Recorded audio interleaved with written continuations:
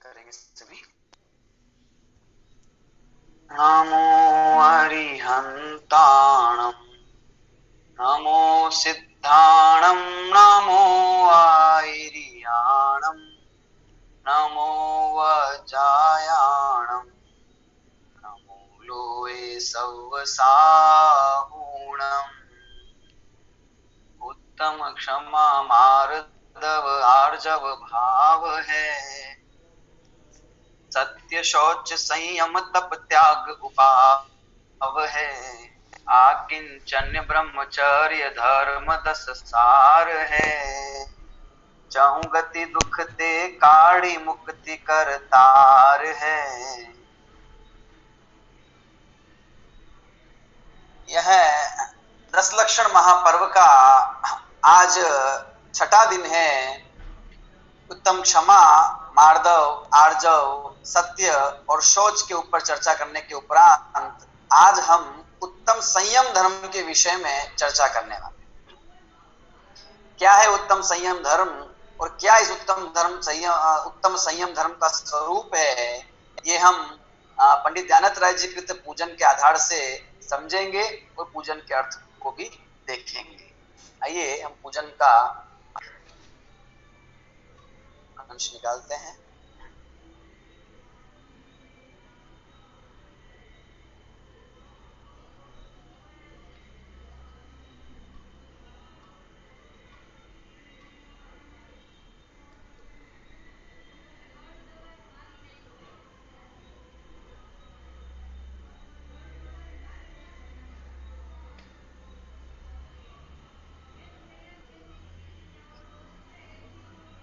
उत्तम संयम धर्म का अर्घ हमारे समक्ष है। सबसे सर्वप्रथम पाठ करेंगे,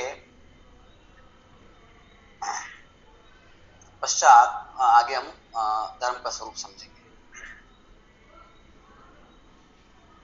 काय छहो प्रतिपाल पंचेंद्रिय मन वश करो संजम रतन संभाल विषय चोर बहु फिरत है उत्तम संजम गहु मन मेरे भव भव के भाजे अग तेरे सुरग नरक पशु गति में नाही आलस हरन करन सुख ठाही ठाही पृथ्वी जल आग मारुत रूख त्रस करुणा धरो सपरसन रसना ग्रान नैना कान मन सब वश करो जिस बिना नहीं जिन राज सीजे तूरुलो जग कीच में इक गरी मत विसरो करो नित आयु जम मुख बीच में। उत्तम संयम धर्म क्या है और इसकी क्या महिमा है, इसका वर्णन इस छंद में किया गया है। संयम की जब चर्चा आती है तो हम सर्वप्रथम उत्तम संयम में जो संयम शब्द है उसको समझते हैं। जब संयम की बात आचार्य वीरसेन स्वामी ने धवला में की तो वे लिखते हैं संयमनम संयमः। संयमन यानी कि संयमित कर देने का नाम ही संयम है। संयमित सीमित करने का नाम संयम है। तो प्रश्न उठता है कि किसका संयमन करना है, किसको सीमित करने का नाम संयम है। तो कहते हैं कि ये जो हमारा ज्ञानोपयोग है इस उपयोग को 5 इंद्रिय के विषयों में से और पर में से समेट कर और इस ज्ञान स्वभावी आत्मा में स्थित करना, आत्मा में लीन करना, उसी का नाम संयम कहा गया है। तो हम ये कहेंगे कि वीतरागता का नाम, आत्मलीनता का नाम संयम है। अथवा 5 प्रकार के अणुव्रत, महाव्रत, समिति, कषायों का त्याग और 5 इंद्रिय के विषयों की प्रवृत्ति का त्याग, इनको भी संयम कहा जाता है। ये संयम धर्म सम्यक दर्शन के बिना कदापि नहीं होता है। क्योंकि देखो ना, उत्तम लिखा ना आगे उत्तम, तो उत्तम से क्या ग्रहण करेंगे? सम्यक दर्शन और सम्यक ज्ञान। तो सम्यक दर्शन और सम्यक ज्ञान पूर्वक होने वाली आत्मलीनता, वीतराग परिणति, वह संयम है। वहीं आचार्य देव ने पुनः लिखा, आचार्य वीर सिंह स्वामी ने, कि सो संजमो सो सम्मा वीणा भावीण अन्नो। क्या लिखते हैं वे, कि वह जो संयम है वह संयम सम्यक्त्व का अविनाभावी है, यानी कि सम्यक्त्व के साथ होता है, सम्यक्त्व के बिना हो ही नहीं सकता, ये जानना चाहिए। यानी कि सम्यक दृष्टि के जीवन में ही ये संयम पाया जा सकता है। वहां भी जब बात करेंगे कि जब संयम की हम बात करते हैं, आत्मलीनता वाली परिणति की बात करते हैं, तो यहाँ संयम में दो कषाय चौकड़ी के अभाव में होने वाला संयम, होने वाली वीतराग परिणति, और दो कषाय चौकड़ी से ज्यादा कषाय चौकड़ी के अभाव में होने वाली जो वीतराग परिणति है, वीतरागता है, उसको संयम नाम दिया गया है। वो संयम क्या है कि जिस संयम के बिना जगत में कोई भी सिद्ध गति को प्राप्त नहीं होता, और जिसे ये कहा है कि वो स्वर्ग में भी देवों को भी नहीं होती, वो संयम का भाव। तो ऐसा संयम क्या है, उसका क्या महत्व है, ये हमें समझना होगा। संयम को हम दो प्रकार से समझेंगे, एक निश्चय से और एक व्यवहार से, तो हमें वो भली भांति समझ में आएगा। संयम दो प्रकार का कहा गया है। देखिए, एक तो पहला है प्राणी संयम और दूसरा इंद्रिय संयम। प्राणी संयम और इंद्रिय संयम, ये संयम के दो प्रकार से भेद बन जाते हैं। प्राणी संयम हम किसको लेंगे, 6 काय के जीवों की हिंसा का त्याग, उसी का नाम है प्राणी संयम। देखिए, पहली जो पंक्ति है, इस पहली पंक्ति के अंदर वे दोनों प्रकार के संयमों का वर्णन आ जाता है। प्रथम पंक्ति देखिए पूजन की, अर्घ की, काय छहो प्रतिपाल पंचेंद्रिय मन वश करो। काय छहो प्रतिपाल, ये 6 काय के जो जीव हैं उनकी रक्षा, उनका पालन करना, उनकी रक्षा करना। ये 6 काय के जीव कौन कौन से हैं, ये आ जाएगा प्राणी संयम में, है ना। प्राणी संयम तो इंद्रिय संयम, दो भेद कर दिए। अभी प्राणी संयम के अंदर 6 काय के जीवों की हिंसा, 6 काय के जीवों की हिंसा से बचना मतलब 5 प्रकार के तो स्थावर और एक त्रस, ठीक है। त्रस में सब आ गए, 2 इंद्रिय, 3 इंद्रिय, 4 इंद्रिय, 5 इंद्रिय, संज्ञेय संज्ञेय, तो त्रस में उन सबको ले लिया। और 5 प्रकार के स्थावर, पृथ्वी का एक, अप का एक, अग्नि का एक, वायु का एक और वनस्पति का एक, प्रत्येक साधारण सारी वनस्पति आ गई, ठीक है ना। तो इन 6 काय के जीवों की रक्षा करना, ये तो हो गया प्राणी संयम, ठीक है। तो कैसे कैसे रक्षा की जा सकती है 6 काय के जीवों की, तो जो अहिंसा का आचरण संबंधी हमारा चरणानुयोग है, वह इस बात को भली भांति बताता है।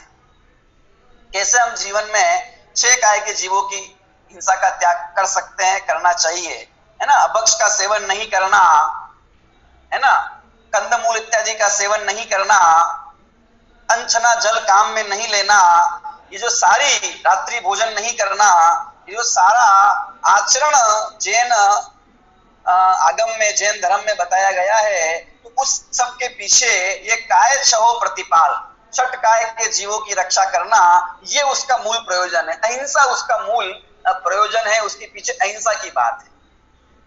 और अहिंसा अर्थात किसी दूसरे जीव की हिंसा न होना, वो अहिंसा। अभी इसको भी समझेंगे गहराई में, यह बात सिर्फ दूसरे जीव की नहीं, अपने स्वयं की भी।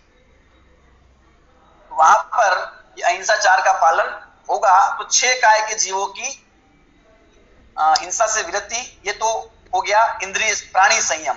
और दूसरी पंक्ति देखिए, पंचेंद्रिय मन वश करो, 5 तो इंद्रिय और 1 मन, ठीक है। तो ये हो गया इंद्रिय संयम। इंद्रिय संयम में 5 इंद्रिय आ गई और 1 मन, मन को छठी इंद्रिय का है, अनिंद्रिय भी कहते हैं ना। तो 5 इंद्रिय और मन को वश में करना, ये हो गया इंद्रिय संयम। वश में करना मतलब क्या है, कि वश में करने का मतलब 5 इंद्रिय और मन के विषयों में जो हमारी प्रवृत्ति है, 5 इंद्रिय और मन के भोगों में जो हमारी प्रवृत्ति है, उस भोग प्रवृत्ति को संयमित करना, नियंत्रित करना, कंट्रोल में रखना, ये हो गया इंद्रिय संयम। ये व्यवहार से बात है ना, इंद्रिय संयम। तो हम ये कह सकते हैं कि प्राणी संयम 6 प्रकार का हो गया, इंद्रिय संयम भी 6 प्रकार का हो गया। तो ये 12 प्रकार से भी संयम के भेद बन जाते हैं, मुख्य 2, है ना।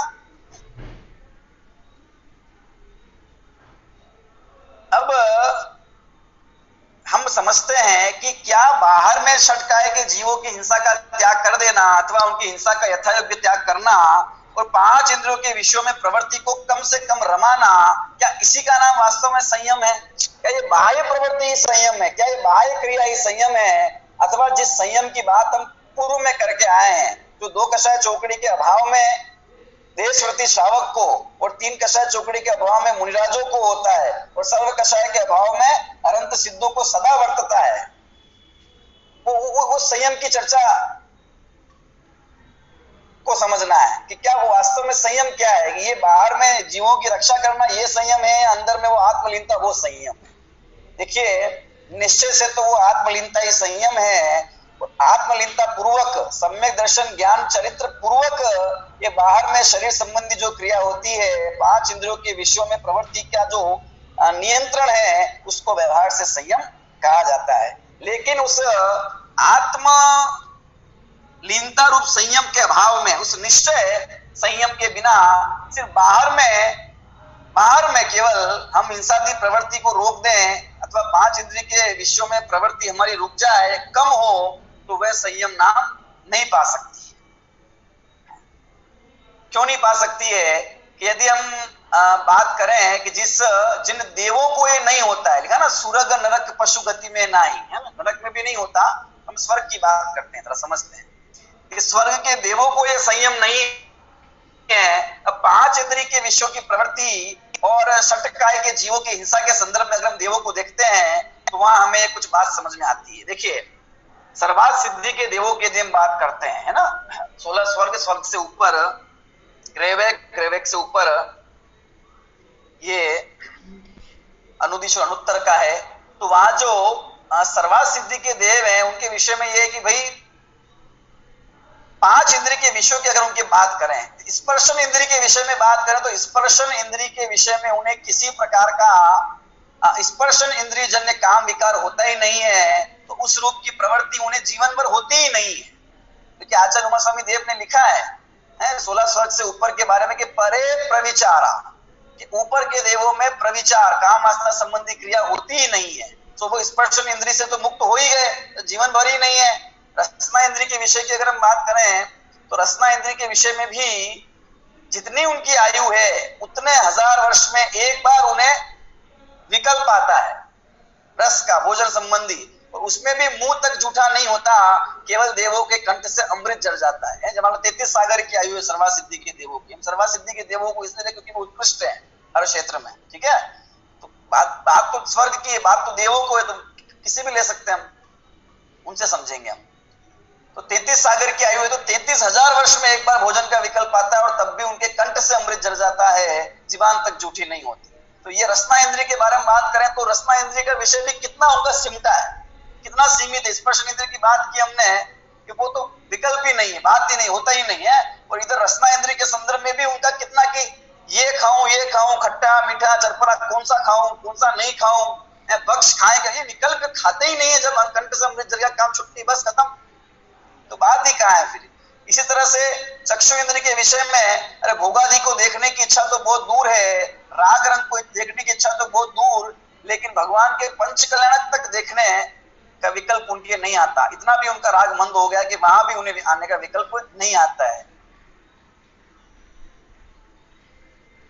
इसी तरह घ्राण इंद्रिय के विषय में भी समझना चाहिए, कर्ण इंद्रिय के विषय में भी कि बाहर में मधुर संगीत सुनना, अच्छे स्वर सुनना, ये राग रंग के बातें सुनना, वो तो बहुत दूर की बात है, लेकिन जिन्हें दिव्य ध्वनि सुनने के लिए भी वे सर्वात सिद्धि के देव वहां से नहीं आते। इस प्रकार से कि 5 इंद्रियों के विषयों की अगर प्रवृत्ति देखें हम स्वर्ग में उन सोधर्म इंद्र के देवों की, तो हमें ये ख्याल में आता है कि ये इतनी कम है, अत्यंत न्यून है। और अगर षटकाय के जीवों की हिंसा का प्रसंग देखें तो वहां वो प्रसंग भी नहीं देखने में आता है, उसका भी बिल्कुल अभाव है।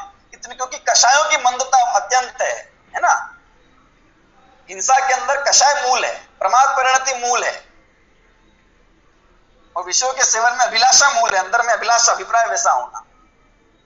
तो कषाय अत्यंत मंद है, शुक्ल लेस्या पाई जाती है उनके, लेस्या में भी शुक्ल लेस्या, अत्यंत ही हीन कषाय के भाव होते हैं। तो वहां पर 5 इंद्रियों के विषयों में, मन के विषयों में प्रवृत्ति भी बहुत कम पाई जाती है। नीचे नीचे के स्वर्गों में आएंगे तो वो बढ़ती जाएगी चीज, लेकिन ऊपर ऊपर जाते ही विशुद्धि बढ़ती जाती है। इतना सब है, लेकिन उनको संयम नहीं है, ऐसा आगम ने कहा है। लिखा ना, स्वर्ग नरक पशु गति में नहीं, स्वर्ग में है ही नहीं, किसी को भी नहीं, वहां संयम नहीं है। सम्यक दर्शन है, बात समझना, लेकिन सम्यक दर्शन के साथ में अगर दो कषाय चौकड़ी का भाव हो तभी वो भाव संयम कहा जाता है, संयम नाम तभी पाता है। ठीक है ना, जिसे हम यहाँ पांचवा गुण स्थान कहते हैं, देशव्रती अवस्था कहते हैं, अणुव्रत की अवस्था कहते हैं, तो वहां नहीं है। और मनुष्य में अगर अणुव्रति है, उसके सम्यक दर्शन पूर्वक दो कषाय चौकड़ी का अभाव, अनंतानुबंधी क्रोधमान माया लोभ, प्रत्यय ख्यानावरण क्रोधमान का माया लोभ का भी अभाव है, तो उसको संयम है, ऐसा कहा है कि मनुष्य ही संयम धारण कर सकता है, इसलिए मनुष्य गति सबसे महान है। मनुष्य में संयम की पूर्णता हो सकती है, इसलिए मनुष्य गति सबसे महान है, और मनुष्य गति से ही मोक्ष पद की प्राप्ति हो सकती है। वो इसीलिए कहा है क्योंकि यही संयम की पूर्णता हो सकती है। आत्म लीनता की अवस्था निरंतर अंतर मुहूर्त तक बनी रहे, इस प्रकार की अवस्था मनुष्य गति के अलावा और कहीं बन नहीं सकती है। क्योंकि मनुष्य में इस प्रकार के भाव, जो जीव उस अवस्था को प्राप्त करता है वो उस प्रकार के भावों से संयुक्त होता है। मनुष्य कोई मनुष्य के शरीर ने वो नहीं दे दिया है भाव, लेकिन इस प्रकार का निमित्त में संबंध। और पशुओं में भी वो संयम कहा है, तो यहाँ पशु गति में ना ही लिखा है तो वो पूर्ण संयम नहीं होता। पशु कोई मुंडराज तो नहीं बन सकते ना।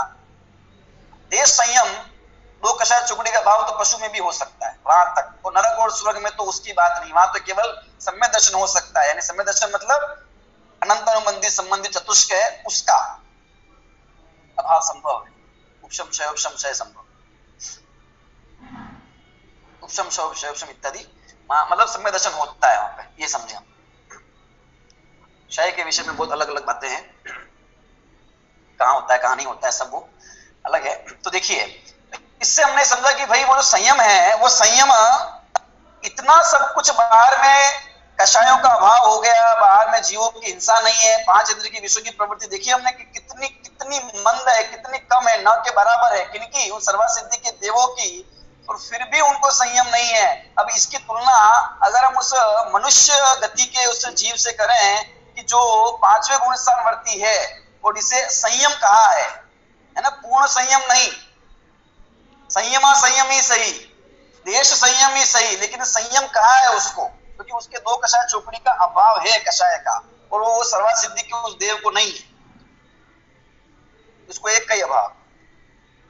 ऐसी जो स्थिति है कि इस स्थिति के अंदर हम तुलना करें, देखो स्पर्शन इंद्रिय के विषय में वो उस सर्वसिद्धि के देव को तो प्रविचार है ही नहीं, लेकिन इस पंचम गुण से स्थानवर्ती सारे ब्रह्मचारी होंगे, ये तो कोई नियम नहीं है ना। ब्रह्मचर्य प्रतिमा तो आने का क्रम एक बाद में है कि पर स्त्री सेवन का त्याग है, पर स्वस्थ तो उसके है ही।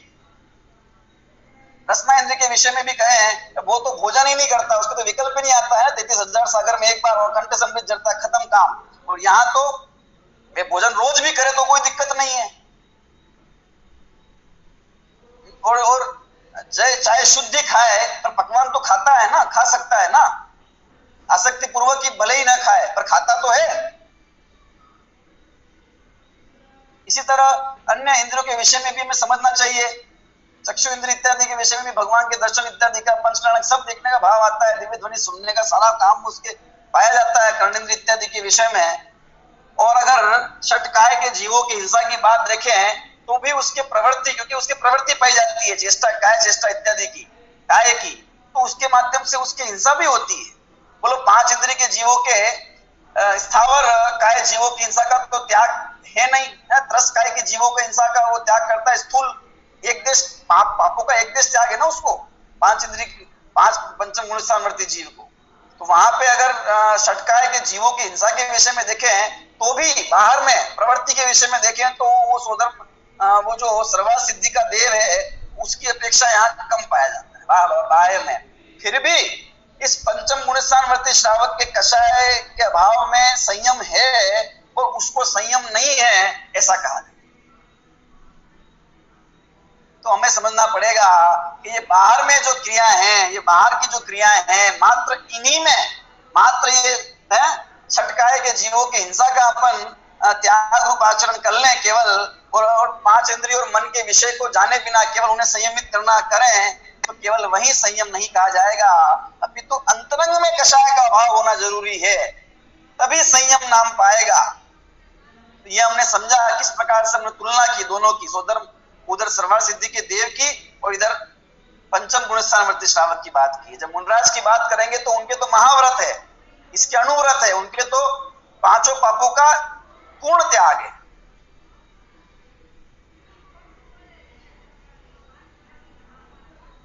उनको संयम कहा है, उसको नहीं कहा। तो बात समझनी पड़ेगी हमें कि वास्तव में जो अंदर में 2 कषाय चौकड़ी का अभाव है, 3 कषाय चौकड़ी के अभाव पूर्वक अथवा कषायों के समस्त अभाव पूर्वक जो वीतराग परिणति है, जो आत्मलीनता की अवस्था है, जो सम्यक चरित्र है, वो संयम है। यद्यपि चौथे गुण स्थानवर्ती जीव के व्रत बिल्कुल नहीं है, तथापि सम्यक दर्शन के साथ पाया जाने वाला, क्योंकि अनंत अनुबंधी कषाय का अभाव है तो उतना तो वीतरागता उसको भी है, तथापि वह आगम अनुसार संयम नाम नहीं पाता। संयम तो 5वें गुण स्थान से ही कहा गया है। ऐसा संयम जब तक इस जीव को प्रकट न हो तब तक इसके भव का अभाव नहीं होता, जब तक इसके जग कीच में, जगत रूपी कीचड़ से निकलकर ये मुक्ति महल में नहीं जा सकता है। इसलिए और बाहर में तो अनंत बार किया हमने, बाहर में तो क्रियाओं का कठोरता से पालन किया। मुनिव्रत धार अनंत बार ग्रेवक उपजायो, पे निज आत्म ज्ञान बिना सुख लेश न पायो। लिखा है दौलत राम जी ने कि मुनिव्रत धारा अनंत बार और ग्रेवक तक चला गया, लेकिन आत्मज्ञान के बिना लेश सुख प्राप्त नहीं हुआ, लेश संयम प्रकट नहीं हुआ जीवन के अंदर। इसलिए बाह्य में तो अवस्था वो कुछ भी हो सकती है, त्याग हो सकता है मनुष्य गति में, क्योंकि वो संभव है इसलिए बाह्य अनुसार, लेकिन अंदर में अगर नहीं है तो फिर वो संयम नाम नहीं पाएगा। अंदर में अगर कषाय का अभाव है तो बाहर में उसे तद्रूप प्रवृत्ति अनुरूप, अगर अंदर में 2 कषाय चौकड़ी का अभाव है तो बाहर में अनुव्रत होंगे ही होंगे, पंचम गुण स्थान नियम से उसका है वहां पर। अंदर में 3 कषाय चौकड़ी का अभाव है तो बाहर में वो महाव्रत का पालन करने वाला मुनिराज होगा ही होगा, नियम है ये। लेकिन बाहर में इस प्रकार के व्रतों का पालन कर भी रहा है, शरीर की क्रिया कर भी रहा है, वो बिल्कुल गलती से रहित, बिल्कुल शुद्धता से, तो भी उसके अंदर में आत्मलीनता है या आत्मधर्म उसको प्रकट है, ऐसा नहीं कह सकते। अंतरंग से बहिरंग की व्याप्ति तो है, पर बाहर से अंदर की व्याप्ति नहीं है।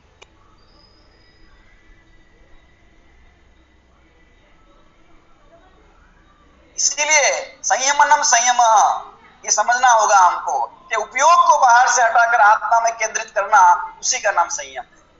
और वो यथा योग्य जीव को सम्यक दर्शन होने पर होता है शनै शनै, लेकिन बिना सम्यक दर्शन के मैं संभव नहीं है। जब आत्मा में हूं ऐसी श्रद्धा ही नहीं है तो फिर उसमें टिकेंगे कैसे? जहां जहां अपनापन नहीं है वहां टिक कैसे सकते हैं? अपना घर अपनापन है अपने घर में, इसलिए वहां रहते हैं जीवन भर, दूसरों घर में तो नहीं रह पाते, क्योंकि वहां अपनापन ही नहीं, कैसे रहेंगे? तो जिस आत्मा में अपनापन ही नहीं हुआ तो फिर उसमें सम्यक चरित्र, उसमें आचरण कैसे हो पाएगा, लीनता कैसे हो पाएगी? तो सम्यक दर्शन के बिना ये उत्तम संयम धर्म हो नहीं सकता है। क्या कहा देखिए सेकंड लाइन के अंदर कि संजम रतन संभाल विषय चोर बहु फिरत है। ये जो संयम रूपी रत्न है इसको संभाल लो, क्योंकि विषय रूपी चोर बहुत फिरते हैं सब तरफ है। विषय रूपी चोर, 5 इंद्रिय के विषय रूपी जो चोर है वो सब तरफ फिर रहे हैं। हमारा मन और हमारे इंद्रिय से होने वाली जो प्रवृत्तियां हैं वो इतनी चंचल है कि वो बार बार विषयों की ओर भागती है। उसको कंट्रोल करना, रोकना चाहते हैं तो भी वे रुकती नहीं है, नियंत्रित नहीं होती है, भागती है बार बार। ये खा लूं, ये देख लूं, ये पी लूं, कठोर स्पर्श, मधुर स्पर्श, 5 इंद्रिय के विषय में। मन की तो क्या बात करें, मन तो ऐसा भागता है कि पूछो मत। तो इन सबको नियंत्रित कैसे किया जा सकता है? कैसे है कि एक तत्व ज्ञान के आश्रय से, और जब सम्यक दर्शन पूर्वक आत्मलीनता की अवस्था आएगी तब तो निश्चय संयम होगा, तब तो कहलाएगा ही। और उसके पूर्व शास्त्राभ्यास के माध्यम से उस तत्व का स्वरूप समझने में, उस चिंतन तत्व का करते हैं तो ये सब विषयों की प्रवृत्ति स्वतः रुकती है। बताओ, लिखा डोडामल जी ने कि 5 इंद्रिय और मन के में जाने वाला उपयोग भी स्थिर होता है शास्त्राभ्यास। ये प्रारंभिक अवस्था है, अभी की अवस्था।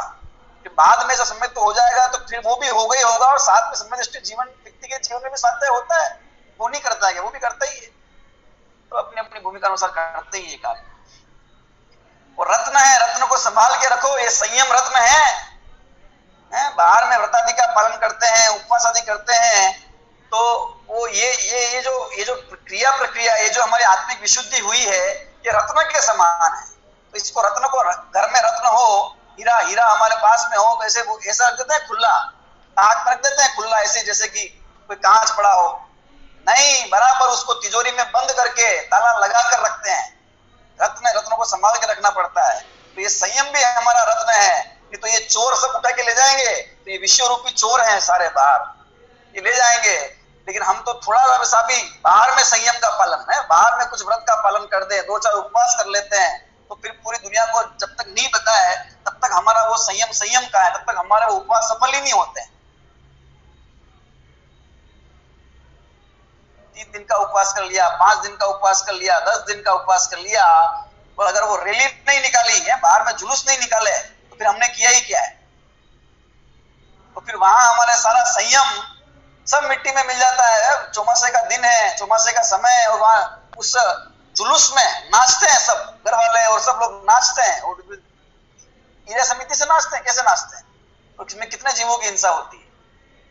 तो हम केवल प्रभावना के नाम पे, प्रभावना होती है, धर्म प्रभावना, और देखो संयम की प्रभावना। इन्होंने बस उपवास की इसलिए इनका जुलूस निकाल रहे हैं कि लोगों को प्रेरणा मिलेगी। ऐसे मिलेगी, ये प्रेरणा है, ये विचार करना चाहिए। विकृतियां हैं सारी जो पर्वों में आ गई है। अरे रत्न है ना, शांति से घर पे बैठ के भी साधना की जा सकती है, और हमने किया है तो दूसरों को दिखाने के लिए किया है कि अपने लिए किया है। लेकिन इस मनुष्य की प्रवृत्ति दूसरों को दिखाने की अधिक है और स्वयं को समझने की कम है। अभी लॉकडाउन का पीरियड चल रहा है अभी, तो अभी ये अब जुलूस तो नहीं निकाल पाएंगे, लेकिन फेसबुक तो है, व्हाट्सएप तो है, यहां पर तो हम डाल ही सकते हैं कि भाई 10 उपवास किए, 5 उपवास किए। ये फिर कहां हमारा मन वश में हुआ? ये बातें अनेक है। बाह्य में भी क्रियाओं को हमें नियमित करने की बातें बहुत है। अंदर जो अंतरंग वीतरागता है उसकी तो बहुत ऊंची है बात, लेकिन बाह्य में भी मनुष्य भाव में संभव है तो हम वो सब बातें करें, तो जीवन में वो धीरे धीरे उसका प्रवेश होना ही चाहिए। पंचेंद्रिय मन वश करो, यहाँ लेना चाहिए, तो बहुत अर्थ गहरा भी है इसका। देखिए, उत्तम संजम गहु मन मेरे भव भव,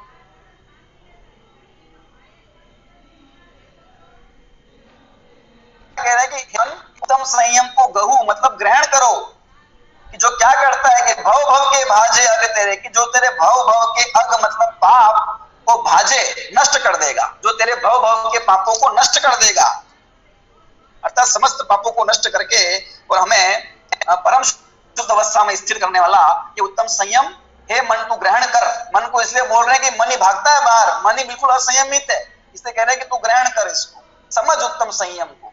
मनस्वी जीव को कह रहे हैं, हम सबको कह रहे हैं। कैसा है वो संयम? सुरग नरक पशु गति में नाही, आलस हरन करन सुख ढाई। क्या कह रहे हैं? वो स्वर्ग में नहीं है, सम्यक दर्शन है, पर वहां संयम नहीं है, नरक में नहीं है, और पशु गति में भी पूर्ण संयम नहीं है। इस अपेक्षा पशु गति को लिया, स्वर्ग और नरक में तो बिल्कुल ही नहीं है, और पशु गति में पूर्ण नहीं है, एक देश ही हो सकता है ना, देश संयमी हो सकता है, तो वो सकल संयम नहीं है वहां पर भी। तो सूरज नरक पशु गति में नाही, इसका मतलब मान मात्र मनुष्य गति में ही होती है वो 3 कषाय चौकड़ी का भाव रूप वितरागता। तो आलस हरण करन सुख ढाई, जो आलस को हरने वाला है और सुख को करने वाला है, आलस का हरने वाला और सुख को करने वाला है, सुख को स्थापित करने वाला, ढाई स्थापित करने वाला है। ढाई पृथ्वी जल आग मारुत रूख त्रस करुणा धरो। क्या कहा यहाँ पे?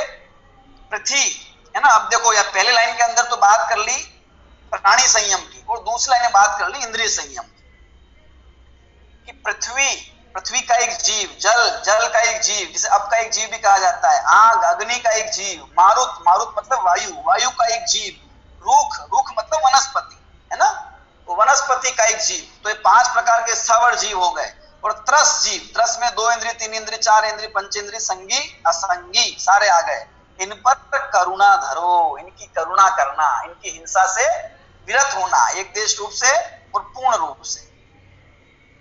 तो ये तो हो गया प्राणी संयम। अभी देखो नीचे इंद्रिय संयम, सपरसन रसना ग्रान नैना कान मन सब वश करो। स्पर्शन, सपरसन मतलब रसना, ग्राण, ग्राण मतलब ग्राण इंद्री, नैना, नैना मतलब चक्षु इंद्री, और कान मतलब कर्ण इंद्री। स्पर्शन, रसना, ग्राण, चक्षु और कर्ण और मन, इन छह इंद्रियों को वश में करो। तो ये हो गया इंद्रिय संयम। अब जब हम प्राणी संयम की बात करते हैं तो षटकाय के जीवों की हिंसा की जब बात करते हैं तो हमें दूसरे ही जीवों की हिंसा नहीं करना, ये ख्याल में आता है। लेकिन मैं खुद भी तो जीव हूं, मैं खुद भी तो छह का, मैं खुद भी तो एक संगी पंचेंद्रिय त्रस्त जीव हूं। अनादिकाल से मैंने अपना कितनी बार घात किया। अपना घात किया मतलब आत्महत्या की, ये नहीं है। ये जो भाव मरण में प्रति समय क्या करता हूं, राग द्वेष के कारण, मिथ्यात्व के कारण, शुभाशुभ विकल्पों के कारण, मन में उठने वाले इन अनेक प्रकार के दुर्भावों के कारण मैंने अपना स्वयं कितनी बार खुद की हिंसा की। दूसरे जीव की हिंसा और अहिंसा ये तो सब औपचारिक और व्यवहारिक बात है। जब हिंसा हिंसा की बात पुरुषार्थ सिद्धि उपाय में आचार्य अमृतचंद देव ने कही तो वे लिखते हैं कि अरे बाहर में जीव की हिंसा हिंसा तू करता ही नहीं है, तो वास्तव में तो अपने ही परिणामों की हिंसा करता है, वही पाप है। आत्मा में राग द्वेषादि भावों की उत्पत्ति होना इसी का नाम हिंसा है, और आत्मा में राग द्वेष की उत्पत्ति नहीं होना इसी का नाम अहिंसा है, ऐसा वे लिखते हैं वहां। तो अपनी हिंसा मैंने कितनी बार की है, यो भाव मरण या भाव जन्म सदियों से करता आया। भाव मरण प्रति समय चल रहा है, ये अपनी हिंसा है। जब षटकाय के जीवों की हिंसा की बात चलती तो हमारा ध्यान हमेशा दूसरे जीव की हिंसा पर जाता है, पर स्वयं के इन राग द्वेषादि परिणामों से, मोह राग द्वेष के परिणामों से मैंने अपने कितनी बार घात किया है, ये हमें ख्याल नहीं आता। वास्तव में तो जो जीव मोह राग द्वेषादि रूपी आत्महिंसा से बच जाता है, आत्महिंसा जिसके नहीं होती, तो बाहर में भी शनै शनै उसके षटकाय के जीवों की हिंसा से निवृत्ति अवश्य हो जाती है। लेकिन बाहर में तो वो निवृत्ति करता रहे, अंदर में नहीं हो तो वो है उसको हिंसा, उसका भाव का भाव कभी नहीं होता। और जब बात हम इंद्रिय के भोगों की करते हैं तो हमें बात बराबर समझ में आती है कि स्पर्श इंद्रिय के भोगों को नियंत्रित करना है। रसना इंद्रिय में भी अपन को बहुत ध्यान से कम कम चीजें खाना है, रस का त्याग करना है, गंध हो या दुर्गंध हो या सुगंध संभाव धारण करना है। ये सारी बातें ख्याल में आती है। वो यथा योग्य माहौल मिलने पर ऐसा आचरण कर भी लेते हैं। जो पहले कुछ नहीं करता था वो थोड़ी समझ आने पर अथवा वैसा माहौल मिल जाने पर वो त्याग करने भी लगता है। लेकिन वो बाह्य त्याग केवल काम का नहीं है जब तक अंदर में उसकी समझ ना हो और उस आत्मा की पकड़ ना हो। और दूसरी बात यह है कि इंद्रिय को वश करने की जब बात कही तो केवल इंद्रिय के भोगों को वश करने की बात नहीं कही है, यहाँ पर उस इंद्रिय ज्ञान की भी बात है। पांच इंद्रिय के माध्यम से होने वाला जो पर वस्तु का ज्ञान है वो ज्ञान भी उतना ही है जितना कि वो पर वस्तु का भोग है। आप कहोगे अरे पांच इंद्रियों के माध्यम से तो हमको विषयों का सुख मिलता है, पांच इंद्रियों के माध्यम से तो हमें दुनिया का ज्ञान होता है, ये तो हमारे सहायक हैं, तो इनको वश में करने की बात क्यों करते हो, इनको जीतने की बात क्यों करते हो, इनको जीतने की बात क्यों, दुश्मन थोड़ी है। अरे कहते हैं भाई कि पांच इंद्रिय के माध्यम से जो विषयों का सुख है वो विषयों का सुख है, वो आत्मा का सुख नहीं है। और ये विषयों के सुख को तो आचार्यों ने इंद्रिय सुख नहीं दुख है, विषम बाधा सही। इंद्रियों का सुख सुख ही नहीं है, वो सुखाभास है, दुख है वो क्योंकि वो भव सागर में रुलाने वाला है। हमें लगता जरूर है पर वो है नहीं वास्तव। तो उसके बाद वापस दुख की संतति शुरू होती है। सुख सदा ही त्याज्य रे पश्चात जिसके दुख भरा। और इंद्रिय ज्ञान की बात करें, चलो इंद्रिय सुख तो हमें समझ में आ गया, पापादि मूल है उसमें, पर इंद्रिय ज्ञान को भी आप कहते हो, उसमें क्या दिक्कत है। अरे ये पांच इंद्रियां किसका ज्ञान करवा रही है। स्पर्शन इंद्रिय से स्पर्श का ज्ञान होगा, रसना इंद्रिय से रस का होगा, घ्राण इंद्रिय से गंध का होगा, कर्ण इंद्रिय से शब्द रूप पुद्गल का होगा, और चक्षु इंद्रिय से भी जो दिखाई देगा वो सब पुद्गल ही होगा। तो ये स्पर्श रस गंध वर्ण ये तो सब पुद्गल के गुण हैं, ये सब पुद्गल के अवस्थाएं हैं, इनसे पुद्गल का ज्ञान होगा पांच इंद्रिय से। अरे जो आत्मा अरस अरूपी अस्पर्शी और अशब्द है उस आत्मा का ज्ञान बताओ इस पांच इंद्रिय के निमित्त से कहां होता है बता। इसलिए जिस तरह वो इंद्रिय भोग है इसी तरह से इंद्रिय ज्ञान भी छोड़ने लायक है। ये बात समझ में नहीं आती, इसको ग्रहण करने में बड़ी दिक्कत होती है। आत्म साधना की अवस्था ये पांच इंद्रियां इस व्यक्ति को उलझाए रहती है हमेशा। एक तरह है कि जिसके जिसके टेबल पर 5 टेलीफोन रखे हुए हैं, एक खत्म होने की दूसरी घंटी बजती, दूसरा खत्म होने की तीसरी घंटी बजती है। इसलिए एक उपयोग एक इंद्रिय में लगता नहीं, खत्म होता नहीं कि दूसरी इंद्रिय विकल्प आता है, दूसरे में लगता नहीं तीसरे का विकल्प आता है, इस प्रकार चलता रहता है।